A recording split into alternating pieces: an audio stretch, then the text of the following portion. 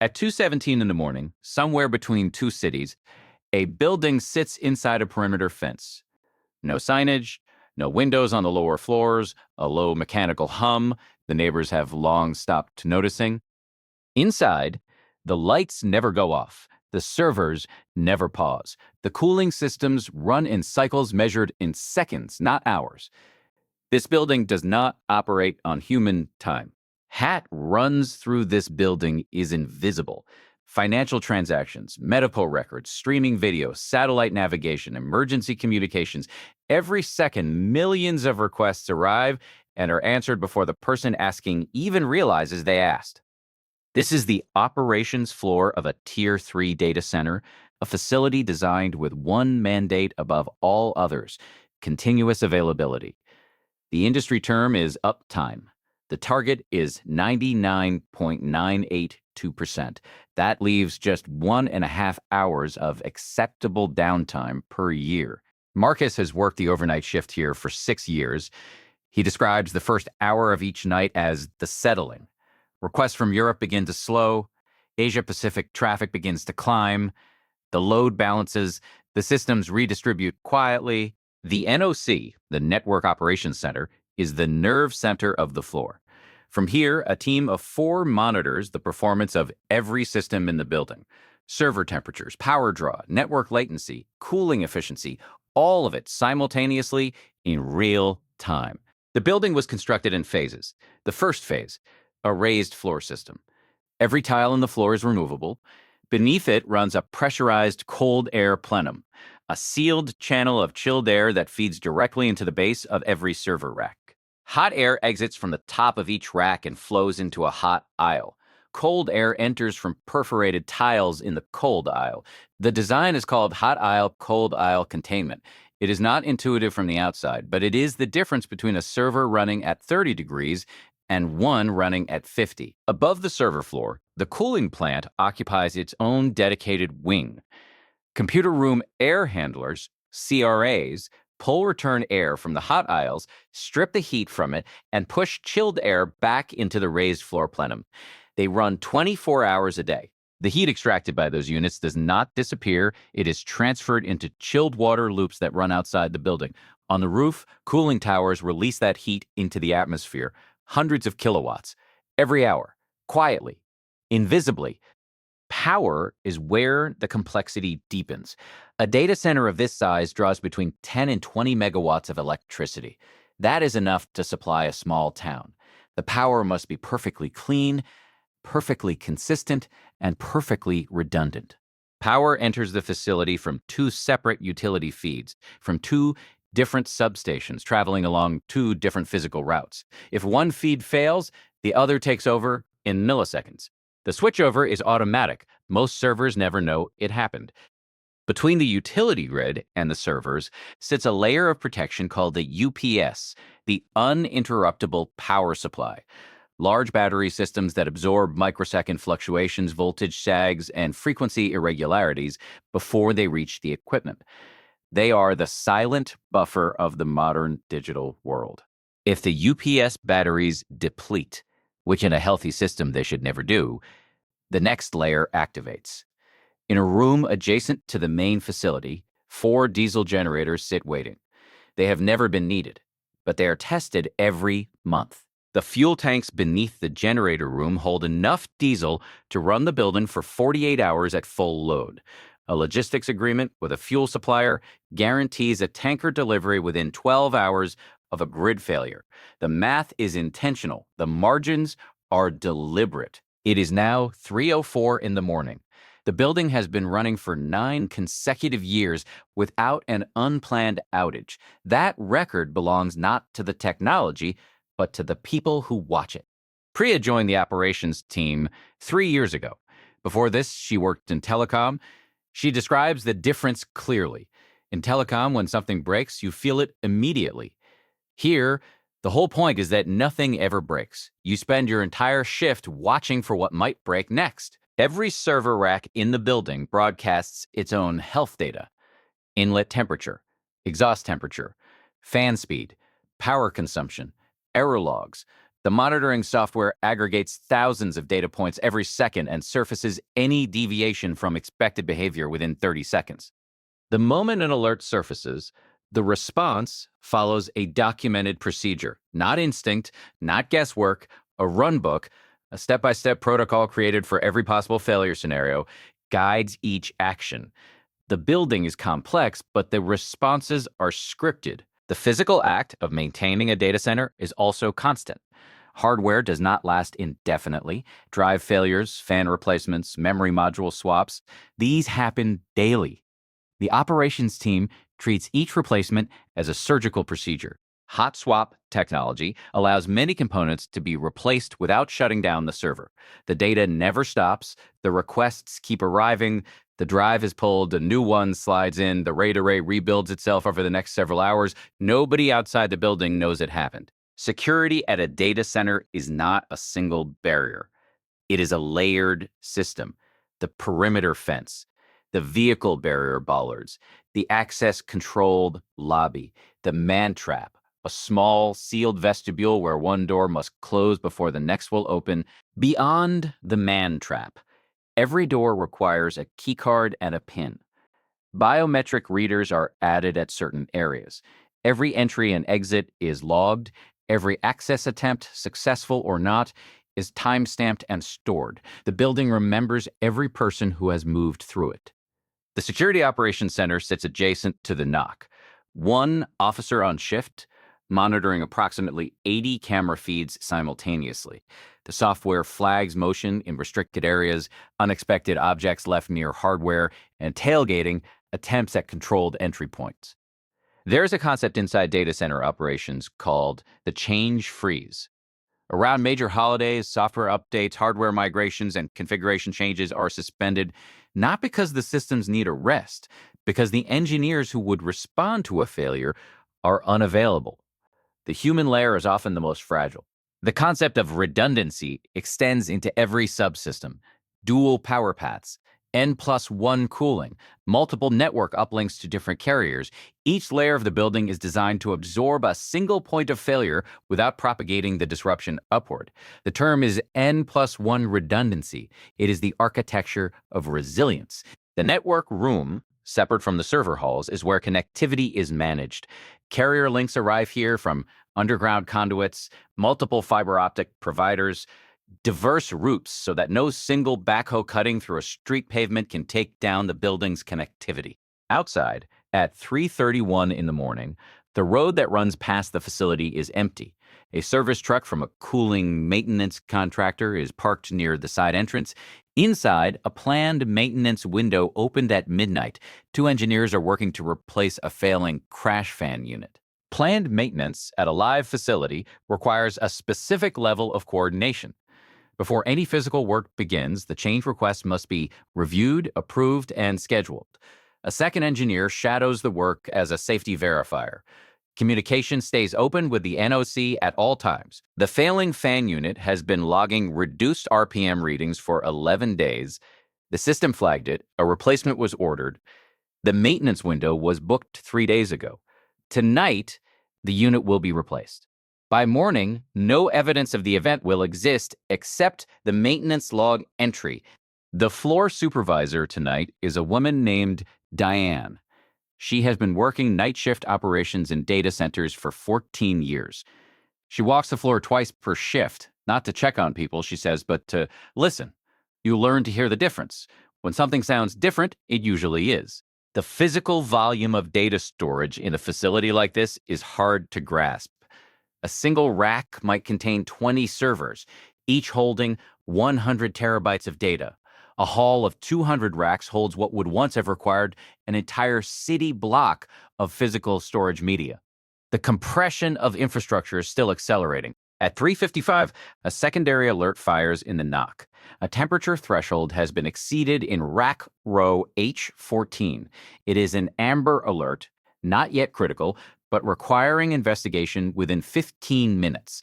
Marcus acknowledges the alert, annotates it in the log, and notifies the floor supervisor. The investigation reveals a blocked cold aisle containment panel. A contractor working earlier in the evening displaced a blanking plate. a simple flat panel that fills empty rack space to prevent hot and cold air mixing, a $10 panel affecting $100,000 of equipment. The panel is reinstalled. The temperature in row H14 begins to drop within 90 seconds. The alert clears. The log entry is closed. The total time from alert to resolution, 11 minutes. The event is documented. The contractor's access record is noted. The system continues. This is the operational rhythm of a data center night. Not chaos, not drama. Monitoring, responding, adjusting, documenting. The complexity is not in any single event. It is in the sustained, parallel management of thousands of interconnected systems, minute by minute, through every hour of every night. Fire suppression inside a data center presents a specific challenge. Water and electrical equipment do not coexist safely. Instead, these facilities use clean agent gas suppression systems. When triggered, inert gas floods the protected zone within seconds, displacing enough oxygen to suppress combustion without damaging equipment. The gas system has a deliberate 15-second delay between detection and discharge. That window exists to allow personnel to evacuate. An alarm sounds, the zone enters lockdown, the gas fires. Every staff member practices this evacuation quarterly. Nobody is casual about it. The environmental monitoring system, separate from the server monitoring system, continuously measures particulate levels in the air. Dust is the enemy. Even very small quantities of fine particulate matter can accumulate on circuit boards over time and contribute to equipment failure.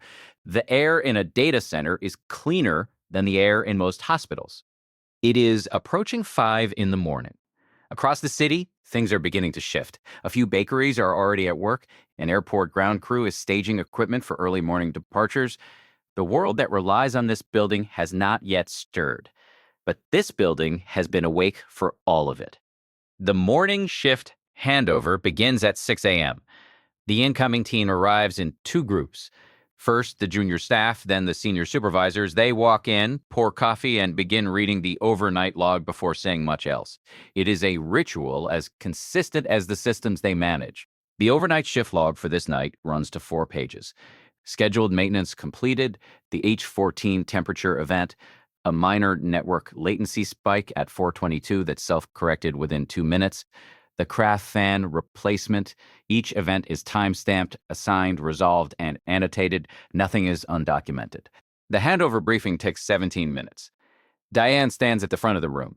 She covers each event in order. She describes the H14 situation in 2 sentences. She flags the contractor access note for follow-up. She thanks the team. She then walks to the locker room, changes, and leaves. The data center is not unique. There are thousands of facilities like this operating across the world, in suburban industrial parks, in converted warehouses near electricity substations, in coastal areas near cool ocean air, in Nordic countries where the ambient cold reduces cooling costs. Each one running always. The growth of data center infrastructure is accelerating. Streaming services, cloud platforms, artificial intelligence. Each new layer of digital service requires more physical compute, more racks, more cooling, more power, more people working overnight, watching the numbers. The environmental footprint of these facilities is not invisible. Power consumption on this scale draws from regional electrical grids. Water use for cooling is substantial. The industry has responded. Renewable energy procurement, water recycling systems, waste heat recovery projects. The conversation is ongoing and genuinely complex. Inside, the morning shift settles into its rhythm. The no-see monitors are the same. The racks are the same. The temperature thresholds, the power curves, the network latency metrics, unchanged. The building does not acknowledge the time of day. It simply continues. What makes this floor remarkable is not any single piece of technology.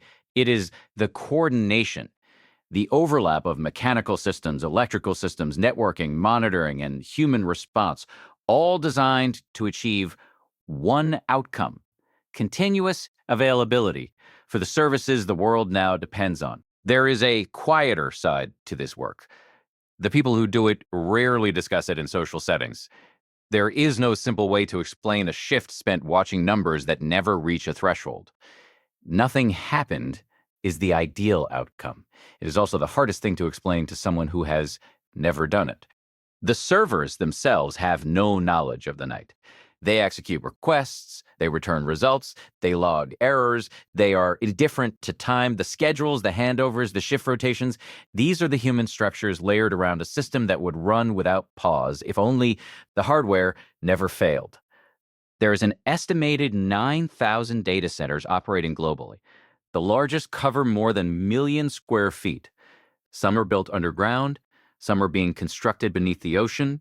The physical infrastructure of the internet is vast, distributed, and mostly unseen. The cables that connect these buildings to the world are also physical. Hundreds of thousands of kilometers of undersea fiber optic cable laid across ocean floors carries the majority of international internet traffic. Every search query, every video call, every financial transfer traveling through submarine cables in milliseconds. Back inside this building, at 7:14 in the morning, the second planned maintenance window of the day opens. A software update is being pushed to the management plane of a network switch. It is a 12-minute procedure. It has been tested in a staging environment. It has been approved through 3 levels of review. The update completes in 11 minutes. The switch comes back online. Latency tests return normal. The maintenance window is closed. The log is updated. By 7:28, the building is back to baseline. Outside, the first commuters are leaving their homes. On the server floor, the workload distribution is already shifting. European business hours are underway. North American East Coast traffic is rising. The load balancers are doing what they are designed to do, directing requests to available capacity, silently, continuously, 10,000 times per second. The staff in this building number fewer than 40. 40 people across 3 shifts maintaining infrastructure that serves millions of concurrent users. The ratio is striking. 1 engineer effectively per tens of millions of interactions per day. Automation has made this possible. Human judgment keeps it safe. There is a final layer of this system that rarely gets discussed: the supply chain behind the hardware itself. Every server in these racks was manufactured somewhere, shipped, received, racked, cabled, configured, tested. Before a single byte moved through it, months of preparation were required. New equipment is staged in a dedicated burn-in room, a testing area where servers run at full capacity for 72 hours before deployment. The process identifies early life failures, the hardware defects that manifest not immediately, but in the first days of operation. Only units that survive are allowed into the production floor. The decommissioning process at the other end of a server's life is equally careful. When a storage device is retired, the data it contains must be rendered unrecoverable. Physical destruction of drives, certificates of destruction, chain of custody documentation. The data lifecycle has to be closed. By 9 o'clock in the morning, the world outside this building has fully come alive. Office workers are logging in, video conferences are starting, transactions are processing. The building's output is invisible to all of them. It is the infrastructure beneath the experience, the floor under the floor. The operations team inside the building knows none of those people, and none of those people know the operations team. This is, in some ways, what makes the system function. The dependency exists without awareness. The infrastructure serves without introduction. The afternoon hours bring a different rhythm. The workload peaks, latency spikes, provisioning requests from cloud clients arrive in bursts. The automated orchestration systems spin up additional virtual instances within seconds.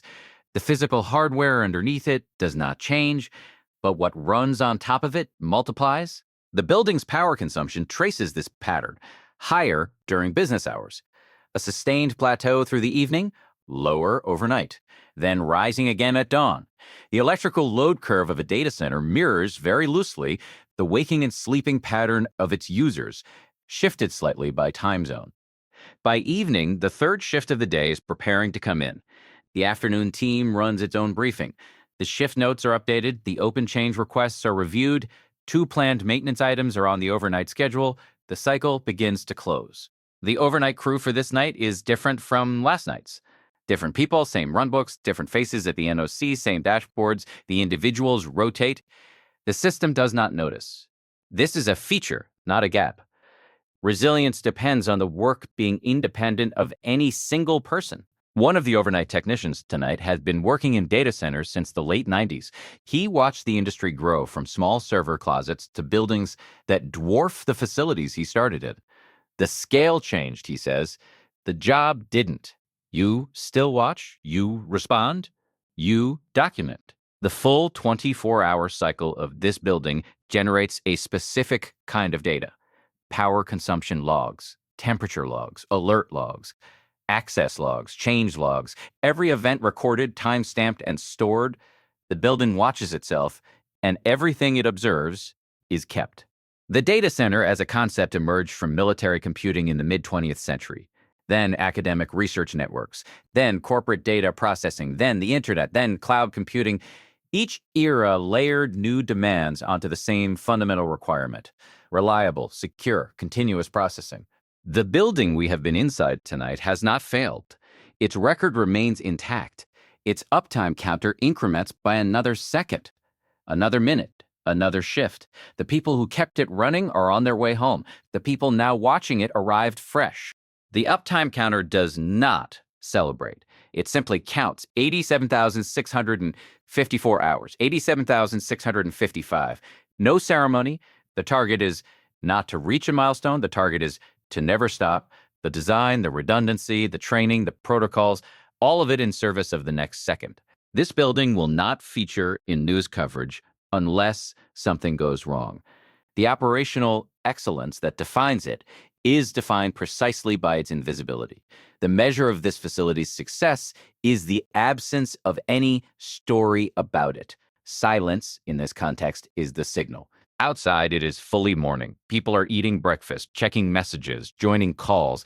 The internet that supports each of those actions is physical. It has weight, it consumes power, it requires cooling, it needs maintenance, and it needs people who understand what silence in a machine sounds like. The building does not announce that it worked through the night. It does not announce the morning. The servers do not reset. The monitoring does not pause. The cooling does not rest. The world outside wakes up, and the systems underneath that world simply continue. This is where the data lives. Not in the cloud. That word is a metaphor for someone else's building, in buildings like this one, maintained by people like the ones we followed tonight, running on systems that were designed to never, under any circumstances, stop. Data never sleeps, and neither do the systems and the people built to keep it moving. Under this video, there's a subscribe button. It's a small action, but it helps reveal the systems most people never notice. If you're curious about how everyday life actually functions, consider subscribing and tell us, where are you watching from? Have you ever worked behind the scenes of a system like this?